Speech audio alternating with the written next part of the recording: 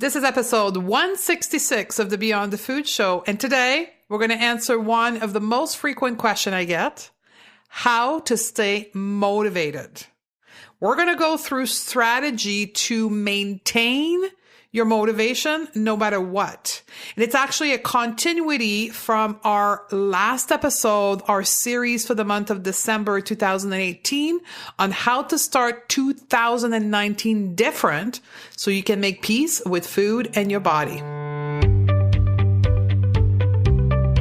My name is Stephanie Dodier, clinical nutritionist.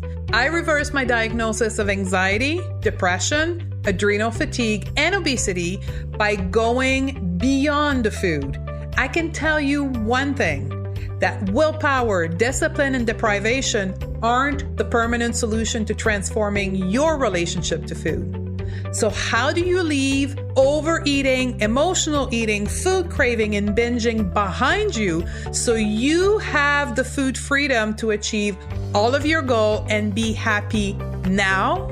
As a top 25 alternative health podcast in the world, this is the Beyond the Food Show. This is a great moment. I wouldn't be any happier right now if I was skinnier, if my body looked different. It's truly been a beautiful process. This has been life-changing, and I am really grateful that I didn't wait another year. If you think that you're going to come into this and lose 20 pounds and eat perfectly for the rest of your life, then it's the wrong thing. But if you think you're going to come into this and have a life-changing experience, then it's worth every penny and more. The Going Beyond the Food Academy is the result of a lifelong journey in searching for my solution. All along, the solution was right there in front of me. And it's also right there for you, inside of you. You just want to eat normally, have a normal body, perhaps weigh less. You're looking for the solution to eat less, stop overeating, perhaps binging, maybe stop the endless desire to eat what is forbidden, the sugar craving, and you keep searching for the answer as to why your body doesn't want to collaborate with you. And you've tried it all. Willpower, discipline, mental strength, over-exercising, all the diet, while shaming yourself and your body in hope that it would give you what you so desperately desire. What I desired the most, I thought, was weight loss. But really what I wanted was to fit in, to be accepted, to be loved, to be happy unconditionally. What I didn't realize during the 25 years of dieting was that suffering was not necessary. That the answer was right there inside of me. But I refused to see it and accept it because it didn't fit with what I was told the solution was. The Going Beyond the Food Academy is a 14-week journey towards creating and discovering your own solution. Think of it as the university level course that will teach you what you need to know to finally get what you desire the most. The Going Beyond the Food Academy is a lifetime program that will show you what you need to heal why you eat, because that's the real issue, and will teach you a new way of engaging with food from a place of intuition, resulting in a brand new way of how to eat. The outcome of the Going Beyond the Food Academy is what you eat becomes normal, easy, and simple. Ditching dieting and becoming a normal eater. So if you're ready to step into a new version of yourself, be empowered by me as your teacher in our amazing community to make the change you know you need to make. Head over to stephaniedodier.com/academy right now. So the Academy has helped me figure out, like you said, feel it, don't fight it. Actually know that if I feel my feelings, I'm going to survive.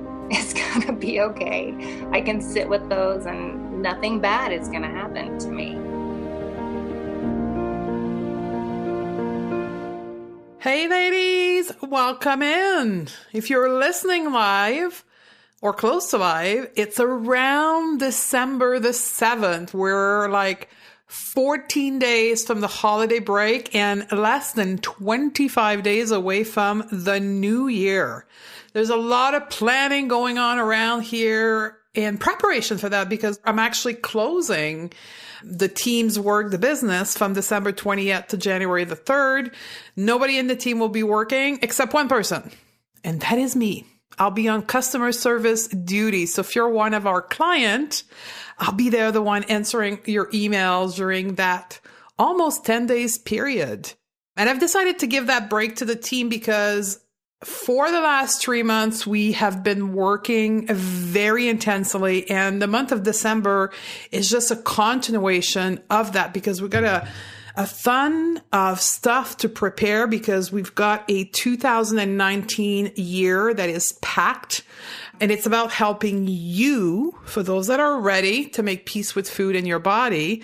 And some of those workload is actually going on right now. So as of December the 4th, if you are on the wait list for the next session of the Going to Beyond the Food Academy, you've received a communication from us that we have our gift card promotion available right now. So if you haven't read your email, you're late in your email, go in your inbox right now. If you wanted to join us in January, this gift card program will allow you to lock in the price of 2018 for $697 instead of the price it's going to move up to in 2019, which is $897. And this is designed for the ladies that have decided that this year their Christmas gift allocation was actually going to be something significant. And that's a request that we've had from a few ladies on the wait list. They wanted to pull the gifting capacity of their family, maybe their partner, their hubbies, their kids, and actually get themselves their registration for the Going to Beyond the Food Academy. So through this program, you can send a link to your husband and kind of suggesting it. That's what some women have been doing. You will get a gift certificate in your name with a unique code, and come registration time in January 6th, you'll use your code and get 100% off and get your entire registration paid for at $200 less than what the registration fee is for 2019. Now, this offer is not combinable. I don't know if that's even the word. Combinable with other offer because it's $200 off, but it is a great promotion. So there's a link in the show note today. If that's something that interests you, you can go check it out.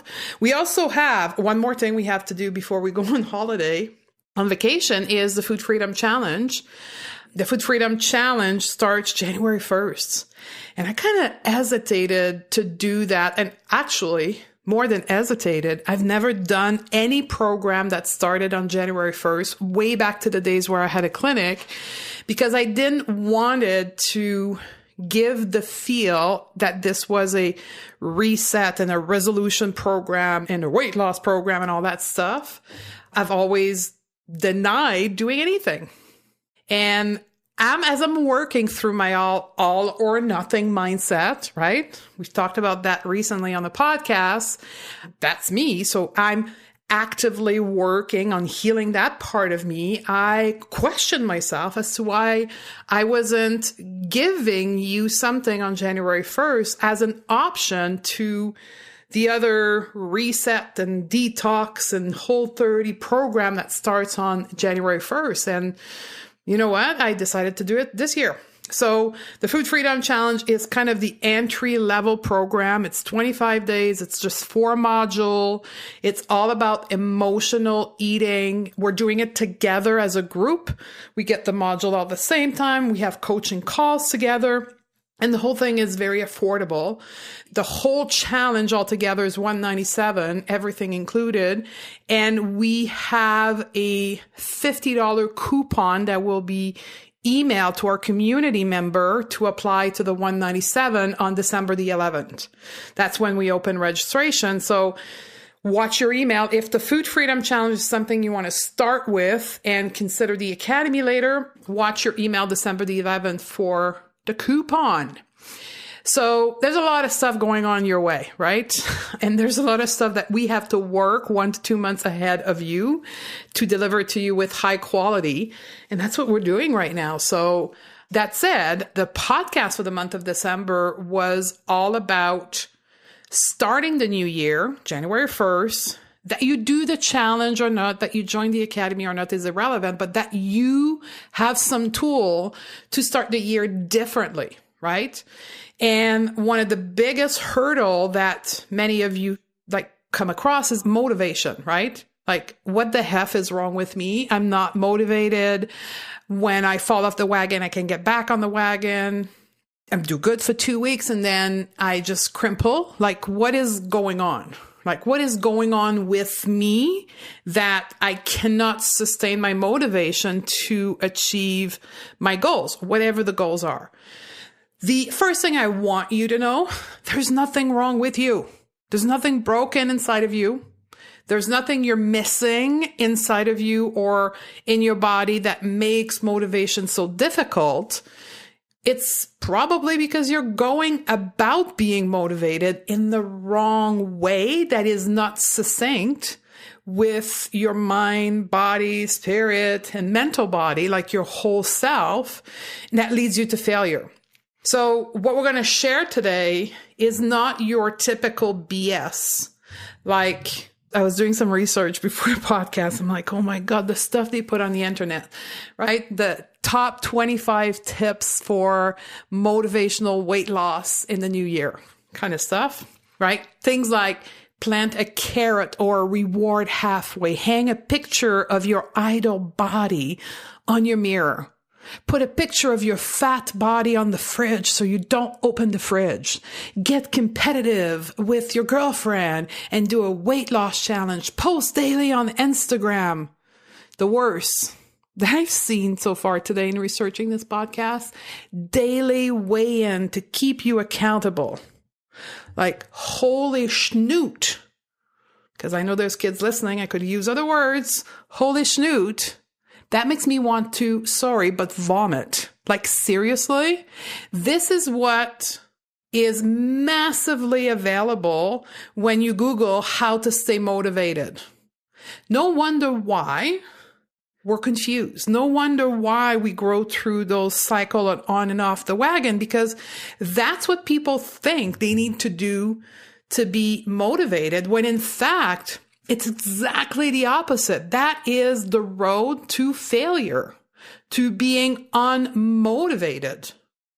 And if you're honest, just like me, you've done those things before and you're here today, right? Because it didn't work, because you're still wanting to get motivated. Why is that? Why is all those weigh-in and challenges and competition and posting and all that stuff doesn't work? Well, the most prevalent reason, it's because it's based on the punishment model.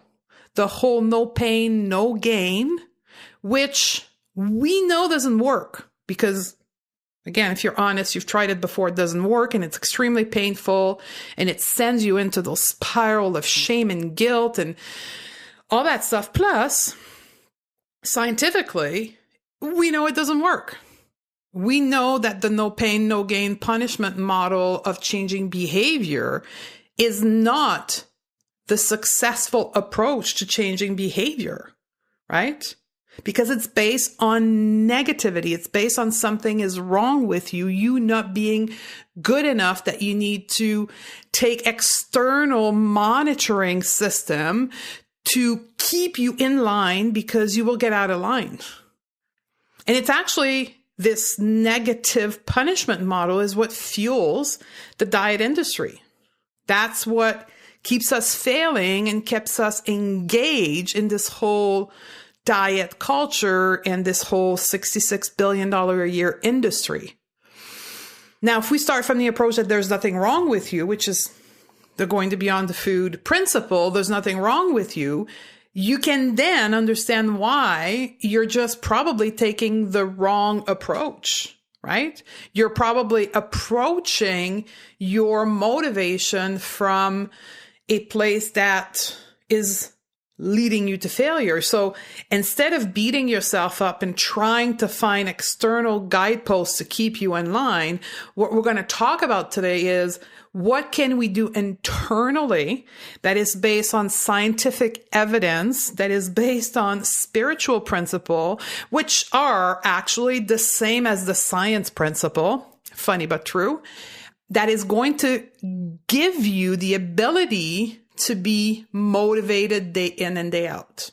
So let's do this. Now, I'm sharing this with you in the framework of what we're working through since the beginning of December on the podcast, which is to make peace with food in your body. So that's the angle that I'm taking, but know that when we talk about motivation, the brain does not make a difference if it's about making peace with food in your body or about achieving a goalpost in your career. It's all the same thing, right? So it's about being aware of that, being aware that there's a different approach, accepting that there is a different approach, that you're going to need to do something different, and then take responsibility and thrive. And the take responsibility is going to be to apply some of those strategies we're going to talk about today. Now, I'm very familiar with that because that was my life, right? I felt stuck all the time. And this whole time of the year for me was the same thing as it was for you in the past. It was all about jumping into a program on January 1st with strict rules that would keep me in line and keep me feeling that I had to work hard because that was the way to be successful, right? And I can think of exercise as being one of those things. And exercise for me, which I call movement in the constraint of our method, is something that I have to work at to be motivated. And it's because I've had it for years in my head that exercise was about changing my body and it had to be no pain, no gain. I have training in that. I mean, up to a year ago, I was a certified personal trainer. Like I was into this whole fitness world intensely, and I still have some residual in my subconscious mind that I have to work on, right? So very familiar with this. So what I'm going to say to you is things that I had to go through as well. So very first strategy I want you to consider is what type of motivator are you using? Are you using an internal motivator or an external motivator?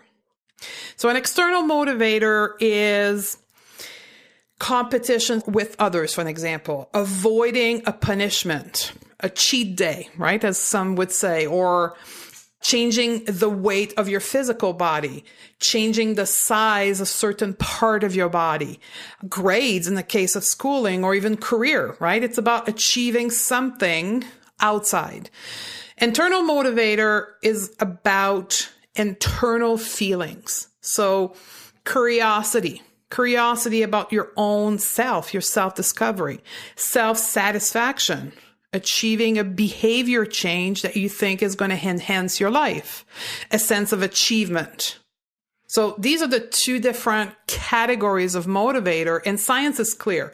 External motivator doesn't work. Internal motivator is what drives motivation long-term and consistency. Why is that a scientific fact? Because internal motivator activate a part of your brain that engage the pathway of motivation in your brain. Motivation is a process in your brain. It's a structure, it's a sense, it's a activity in your brain that incorporate two main parts of your brain, your insula, which is the intuitive center of your brain, and the amygdala, which is the emotional center. So motivation is not something we have or we don't have. It's instead something we cultivate with our internal motivator, with our intention, right? Intention can be external or internal. When we choose an internal motivator, we activate those parts of the brain. And the key to sustaining motivation is to be clear on your intention, on your internal motivator, on your why. It's all the same thing. To set the intention based on an internal motivator will activate that part of your brain that will create the magical motivation without having to resort to willpower, self-punishment as a force to make you do things. And ladies, this is in every part of your life. Personal, career, family, and yes, your health. You have to set your intention. And that is strategy number 1. The point of action that you must do is set your intention from an internal motivator standpoint, your bigger why, your higher purpose. It's not an external goal. It is something you want to do for you, about you, that is based into feelings. And there's 2 big categories in that, right? Feelings can be categorized as love or fear, right? If you take the family of feelings, it's either feeling of love or fear. And goals that are external are most of the time, 99% of the time, fear-based. It's about, example, weight loss, about hating your body, wanting to change it, and wanting to lose weight. Or changing the size of your tights. Again, fear-based. If I keep those ties, people are going to judge me. People are going to call me lazy. I can't wear a bikini because people are going to say I'm too ugly, like fear-based intention. But on the other hand, if somebody says, I want to feel free from food obsession, that's love. And they're going to go further from that place of loving for themselves because maybe they're suffering from bloating and maybe they're suffering from other side effect of their food obsession, and they want to start living life and enjoying life. So they're going to ask themselves question like, is it possible for me not to follow a diet? Right? That is love-based intention. So set your intention for your goal that you're trying to achieve from an internal motivator that is based around love. That's strategy number 1. Strategy number 2 is about gratification. That same part of your brain that is your motivational pathway, your insula and your amygdala, is also tightly intertwined with your reward system in your brain, right? So engaging gratification will engage your reward center, engage those part of your brain, and it's actually going to produce dopamine in your brain. Dopamine is a neurotransmitter. Think of it like an hormone if you want, that tells your body to do and feel and be happy, joyful, serene. Like dopamine is about the happy hormone, right? So when you use gratification, you engage the reward center, which produce dopamine, which engage the motivational pathway in your brain. And then you're happy and motivated at the same time. So gratification is about celebrating the small win. It's about being compassionate with yourself. It is about presenting yourself with self-compassion in your journey instead of punishment, right? Shifting from punishment, shifting from judgment to self-compassion.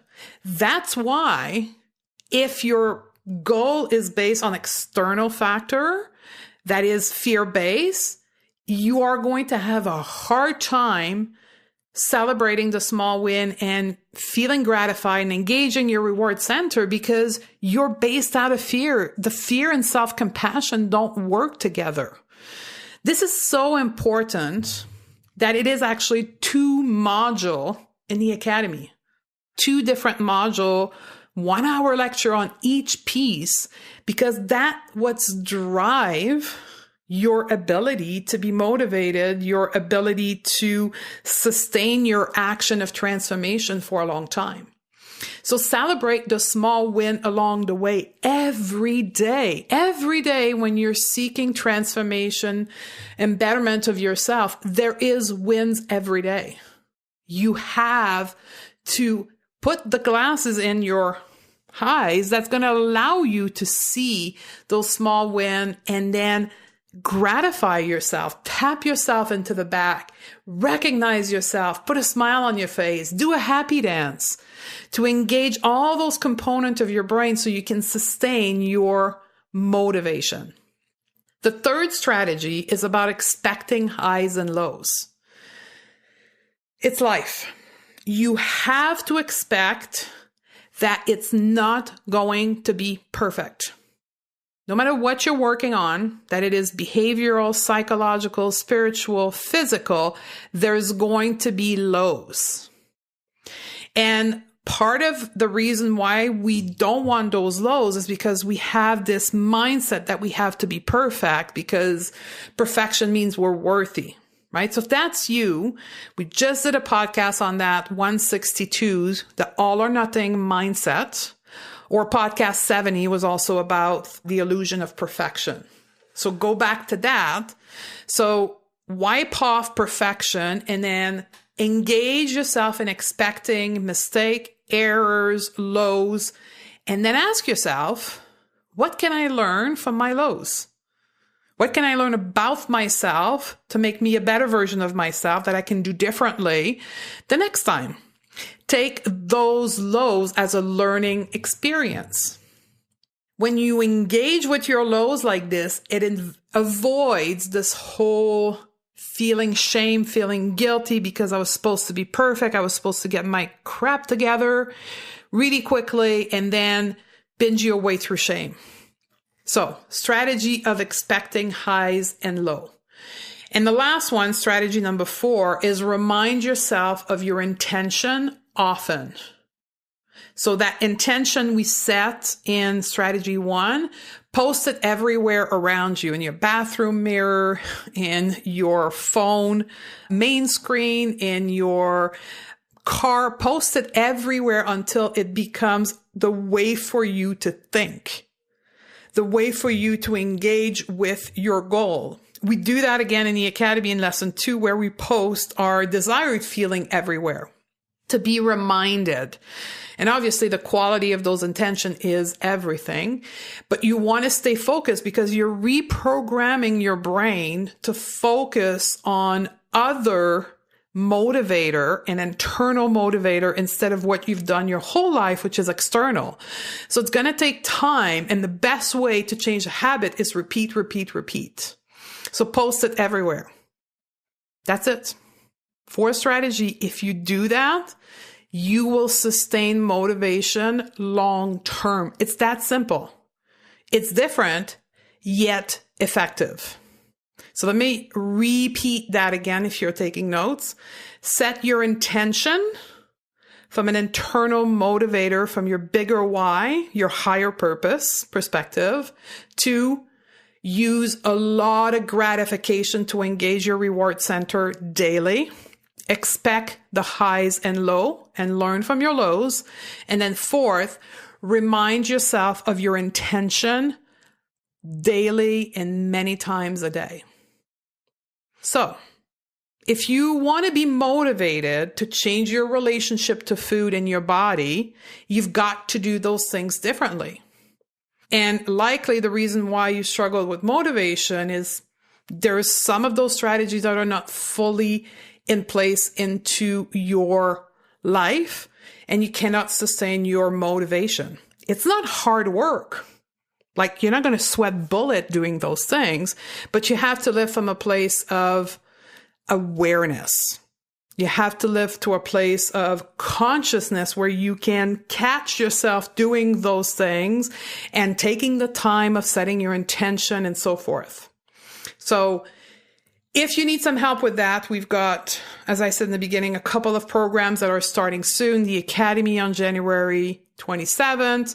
And we also got the Food Free Jam on January 1st, which will come, by the way, with a workshop on goal setting in this vein here of information on January 3rd. So we're going to take all the participants of the Food Freedom Challenge, all of our Academy students. We're going to do this big workshop on goal setting where we're actually going to set the goals together. So if you need some help, we're here to help you. And I hope to see you on the other side. I'm grateful that you were here with me today. Remember, it's our common responsibility to share this information with other women, because this is not what they're going to hear when we talk about motivation. We talked about that in the beginning. So share this episode with someone in your life that needs to hear this. And we're going to continue. The next podcast, 167, is going to be how to get results. And it's going to be a continuation of this episode here. So I'll see you there. I love you, and I look forward to hang out with you again in the next episode. Do you wish your relationship to food and perhaps your body was easier? Do you wish you could make peace with food and your body? Most women will describe the state of being as having food freedom. And likely you've tried potentially everything to get there, and you are certain that something is seriously wrong with you. Maybe you're thinking that more restriction has to be the solution. I get it, and trust me, I've been there too for almost 27 years. You see, what most struggling women never ever realize is that how you engage with food in your body has little to do with food itself. Sadly, most women rely on outdated strategy like restriction and willpower and discipline as their solution. Things like the black and white mindset, the diet pills, the cheat day to control their urges. But you and I know that has nothing to do with food freedom. So that's why I want to share with you the assessment that I use in my clinic with my one-on-one client to identify what is holding them back from food freedom. And quite frankly, it's different from anything you've done before. I've created the Food Freedom Score, this assessment tool, to give you an idea of where you should be focusing on. During this quiz, I'm going to take you through 10 simple yes or no questions that will allow you to assess the sticky point with your relationship with food and your body. Plus, I'll coach you at the end on specific steps you need to take to move forward to get your food freedom. So if you're ready to step into a new version of yourself and create a new relationship with food and your body, head over to stephaniedodier.com/quiz, and I'll see you on the other side.